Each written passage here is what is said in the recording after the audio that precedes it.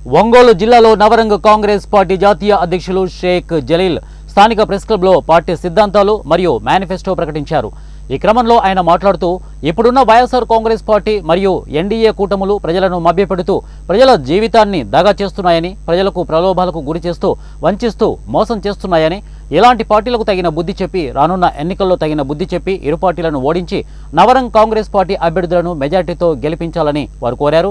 ఇక ఈ సందర్భంగా నవరంగ్ పార్టీ తరపున ఎన్నికలలో పోటీ చేయు అభ్యర్థులకు బీఫామ్ ఉచితంగా ఇస్తామని, మొత్తం పార్లమెంట్ అసెంబ్లీ స్థానాలకు తమ అభ్యర్థులను నిలబెడతామని నవరంగ్ కాంగ్రెస్ పార్టీని జాతీయ పార్టీగా పేర్కొనడం జరుగుతోందని తెలిపారు। ఏర్పాటు చేసి ఒక్క రూపాయి కమిషన్ కూడా ఇవ్వకుండా 2,65,000 కోట్ల రూపాయలు అప్పులు చేసి ఆంధ్రప్రదేశ్ రాష్ట్రంలో 17,000 కోట్లు లోటు బడ్జెట్ ఉంటే ఈనాడు 8 లక్షల కోట్లు అప్పు చేసి పెట్టాడు।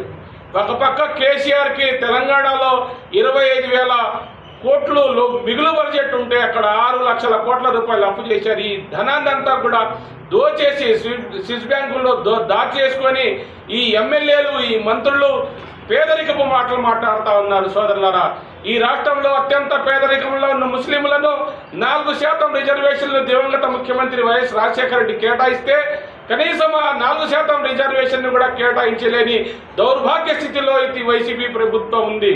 ముస్లింలకు క్రైస్తవులకు నేను ఒకటే అడుగుతున్నా, సామాజికంగా ఆర్థికంగా వెనుకబడిన వారిని అభివృద్ధి చేయటంలో వైసీపీ ప్రభుత్వం పూర్తిగా వైఫల్యం చెందింది।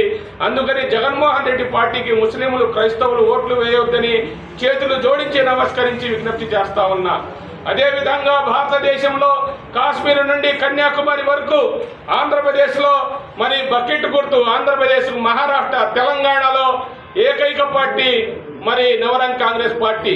మరి అదేవిధంగా కర్ణాటక, ఢిల్లీ, జమ్మూ అండ్ కాశ్మీర్, సిక్కిం, అరుణాచల్ ప్రదేశ్లో జనసేనకు కేటాయించిన గుర్తు మరి గాజు గ్లాస్ గుర్తు మా నవరంగ్ కాంగ్రెస్ పార్టీకి కేటాయించింది। 2024 ఎన్నికల్లో భారతీయ జనతా పార్టీ అధికారంలోకి వస్తే ముఖ్యంగా